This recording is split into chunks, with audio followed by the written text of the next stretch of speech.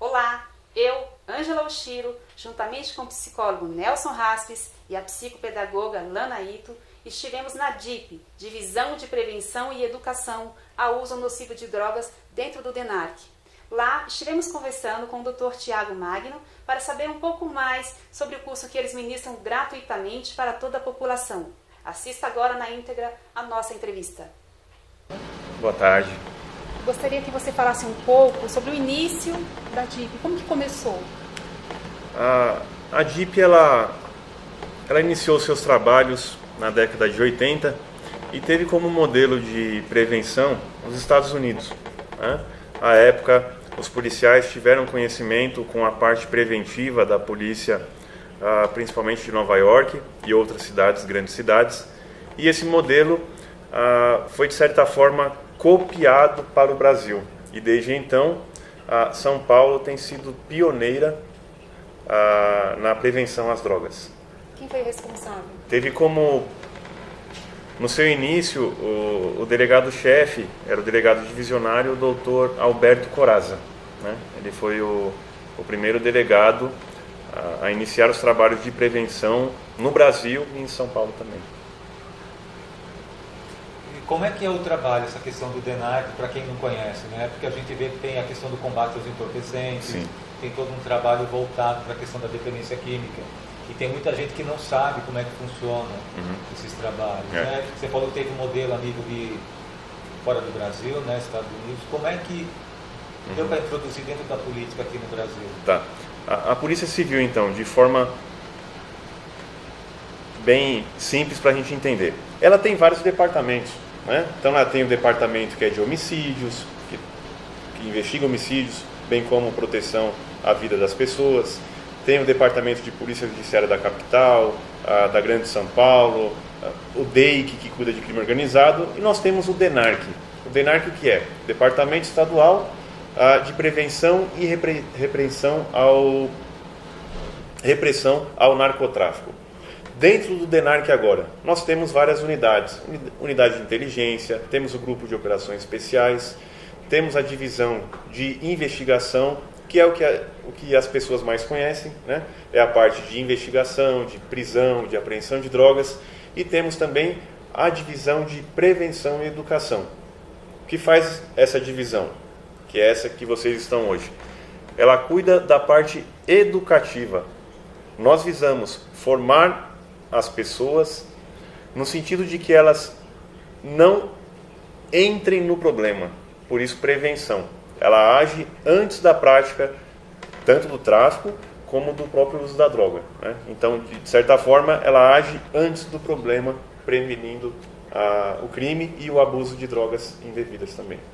Entendi. E essa prevenção é feita com o público em geral ou são só profissionais? Tantos profissionais da área policial como de todas as áreas. A gente diz que o nosso público ele é multidisciplinar. Então, nós temos médicos, psicólogos, temos assistentes sociais, policiais, forças armadas, professores. Todo o ramo da sociedade civil está inserido nessa prevenção também. Legal. E há quanto tempo já está? Desculpe, há quanto tempo já está esse trabalho? Há quase 30 anos. 30 anos. Quase 30 anos. Tem como mensurar a quantidade de certificados que vocês emitiram ao longo desses 30 anos, já foram emitidos? Sim. Quantas pessoas foram formadas?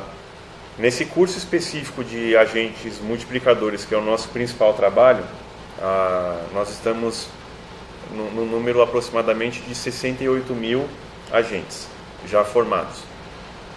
Além dos cursos, nós fazemos palestras também. E onde que a gente faz esse tipo de palestra? Em escolas, igrejas, empresas, principalmente naquela semana da CIPAT. Esse número eu nem tenho como falar, né? São milhares de pessoas que já foram alcançadas dessa forma. Mas voltando, o curso, 68 mil agentes já diplomados. Isso em todo o estado de São Paulo? Em todo o estado de São Paulo, bem como outras unidades da federação também. Porque, como eu disse, como o trabalho iniciou aqui em São Paulo, nós formamos outras divisões de prevenção em outros estados brasileiros também. Legal. Bem bacana. E vocês vão até as instituições, é isso? Vamos. E aqui também tem os cursos? Aqui também. Então, esse curso que nós damos aqui no DENARC, ele é feito também onde for necessário, desde que a pessoa que está pedindo nos forneça uma estrutura adequada, né, e que ele cuide também da divulgação do trabalho para que mais pessoas sejam alcançadas. Qual a maior dificuldade, no caso, nesse percurso de 30 anos, por exemplo, se falando em escola? Qual a maior dificuldade? Se deslocar até uma escola no interior de São Paulo? Tá. O trabalho com relação à escola, ele demonstra várias dificuldades. Uma dificuldade que é simples de entender, mas é triste de você ver o que acontece. Então, por exemplo, algumas escolas não nos convidam. Por quê? Aos olhos, seja da direção ou dos coordenadores, seria uma forma de mostrar que ali existe o problema da droga. Então, o que eles fazem? Nós não vamos chamar o DENARC. De certa forma, a gente vai dizer aos pais, à sociedade próxima ali na região, de que aquela escola teria problema com droga. E aí eu pergunto para vocês, qual o local que não tem droga hoje? Né? Não existe. Então, não existe. Então, em tese, toda a escola tem problema com droga? Sim, infelizmente tem. Assim como toda família tem também, até com relação ao uso de drogas lícitas, né? Cigarro, álcool, a gente tem esses problemas. Então, esse é um dos problemas na escola. A questão da escola também, que é uma dificuldade para a gente. Porque a nossa ideia, num primeiro momento, não é trabalhar o aluno, mas os professores e os pais. Porque eles são o principal meio de prevenção. Porque eles estão com o adolescente, com a criança diariamente, diferente da gente. Os pais estão muito distantes da escola nesse sentido. Então é normal a gente marcar um trabalho numa escola de 1000 alunos, por exemplo. Aparecem 20 pais, 50 pais. É só, cadê o restante? Né? Então nós percebemos uma omissão muito grande dos pais com relação à educação dos filhos.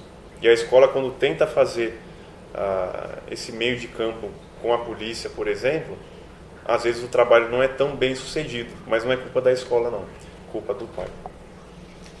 Os pais, quer dizer, o pai, a mãe vai normalmente? Não, os pais eu falo no geral, pai e mãe.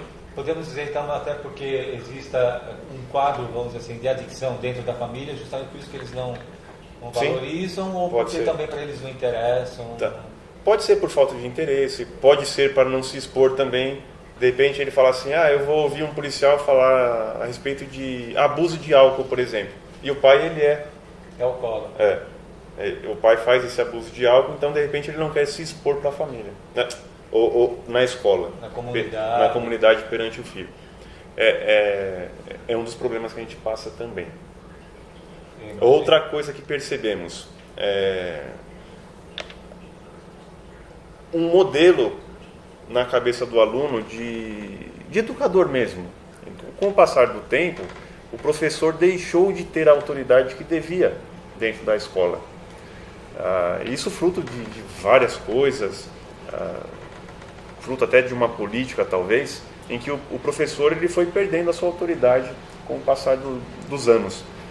E nós percebemos quando vamos como educador nas escolas, esse desrespeito, essa falta de interesse, falta de atenção, isso nos choca muito.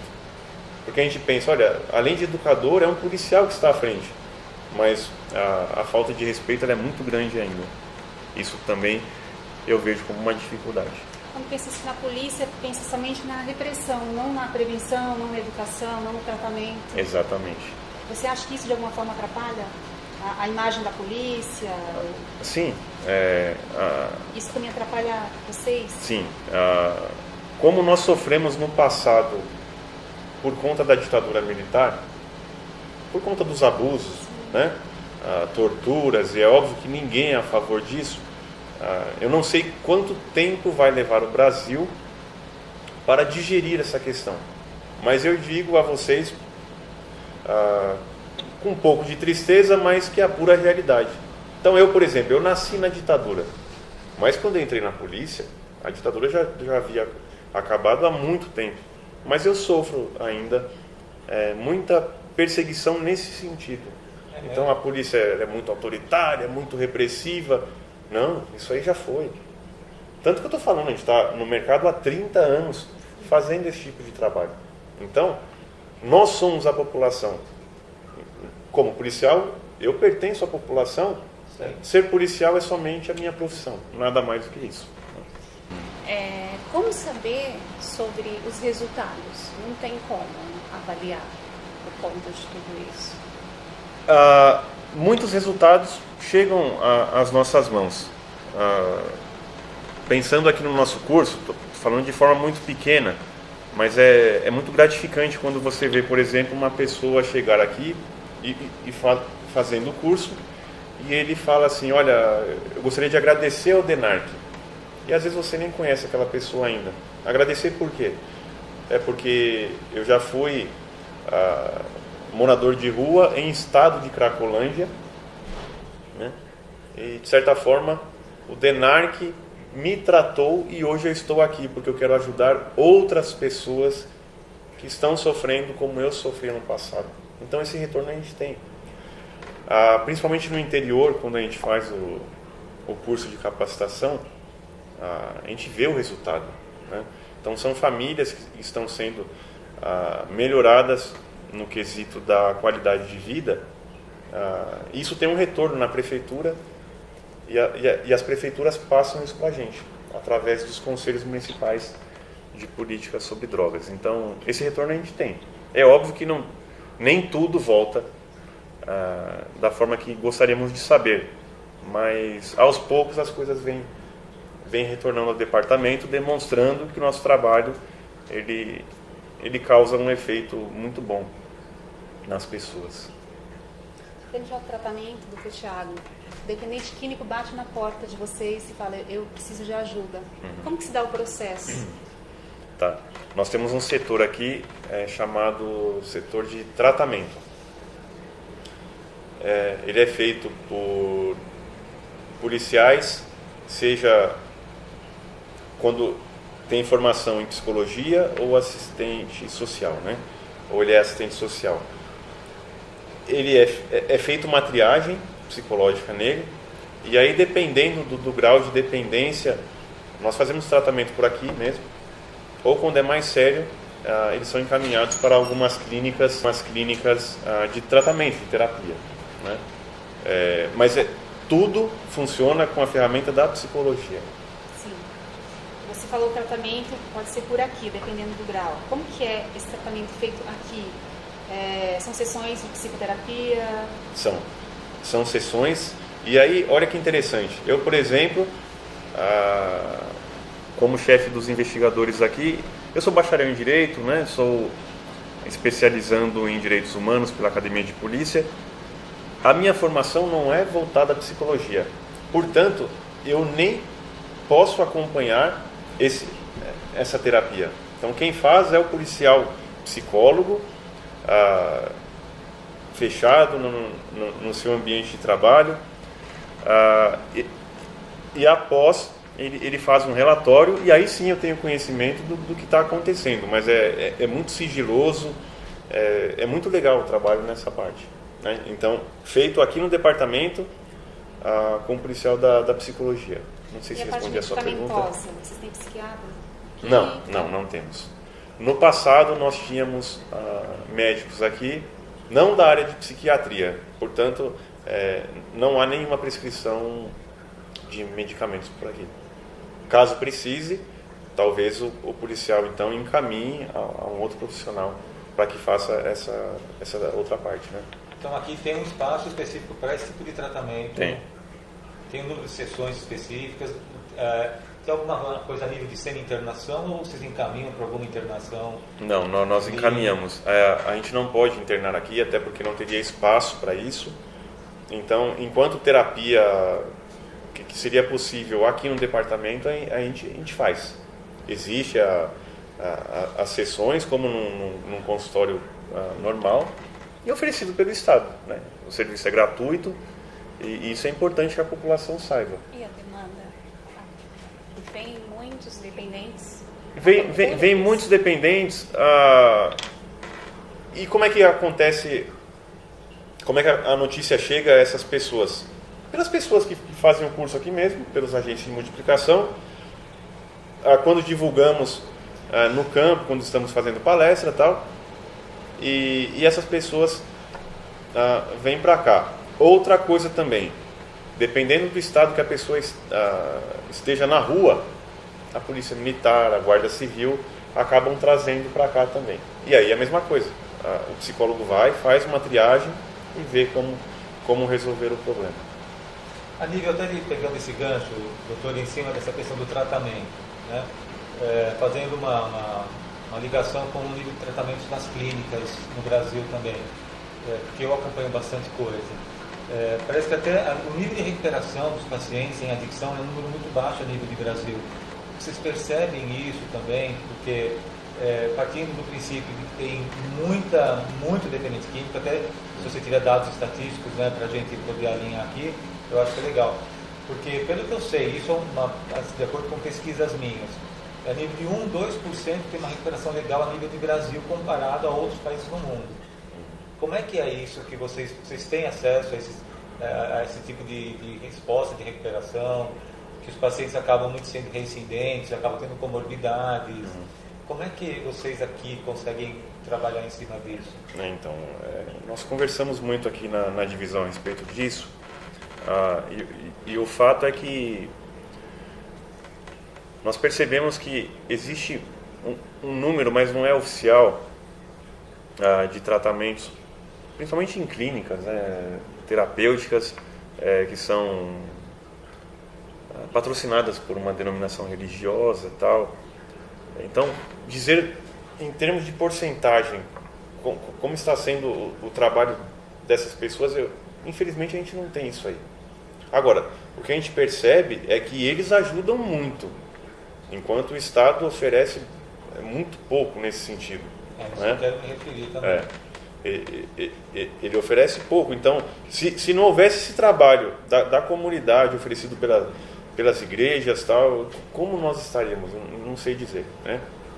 Muito pior do que seria hoje. Agora, um dado interessante é que essas pessoas que são tratadas, os dependentes, nessas clínicas, e é óbvio que eu não estou citando religião nenhuma, mas quando a pessoa tem fé em alguma coisa, o trabalho é melhor. Então, o número que eu poderia te passar hoje, dos dependentes que estão em tratamento, 67% deles resolvem melhor o problema, conseguem se livrar do problema, quando tem fé em alguma coisa. Então, até vocês que são da área de psicologia podem até entender o porquê que isso acontece, né? Agora, é óbvio, e aquele que não tem a fé como ferramenta de tratamento, ele também consegue resolver o problema? Sim, consegue. Mas os dados que nós temos é que existe uma maior dificuldade nesse grupo. Interessante isso. Bem interessante. Bem interessante, porque a coisa que a gente prega é não necessariamente uma fé religiosa, mas uma fé em si mesmo. Sim. Você não tem uma fé religiosa, uma motivação, né? Exatamente. E a terapia ajuda nisso. Ela é... Independente da fé. O que a gente percebe é que a droga, ela acaba afetando... Então, a droga, ela é muito complexa no sentido de que ela atinge o ser humano num todo, né? Então, afeta a saúde física, afeta a psique da pessoa, praticamente aniquila o ego dela, né? Esse é um dos maiores problemas. E por que não falar que atinge também o lado espiritual da pessoa? Para quem acredita nisso, né? Sem dúvida, isso é verdade. E é óbvio que então que a gente precisa de um verdadeiro time, uma equipe para cuidar dessa pessoa. Então, está aí a dificuldade de uma clínica dessa, né? De poder atingir todas as esferas de um ser humano. Vocês oferecem algum suporte para os familiares desses dependentes químicos? Oferecemos. Que acabam se tornando codependentes, né? São os codependentes. Nós temos um trabalho chamado Grupo de Família, e ele é interessante porque hoje ele nem é prestado pela própria polícia. Quem presta é um representante de um grupo chamado Amor Exigente. né? Então ele vem aqui e trata dos familiares. Então o dependente químico não vem nesse dia, são os pais, irmãos, tios, são os codependentes. É feito um tratamento. Bacana, porque a família é imprescindível na recuperação também. Sim. Mas você comentou que as famílias nas escolas participam muito pouco. Muito pouco. Na verdade, eles só procuram ajuda quando o problema já é muito grave, né?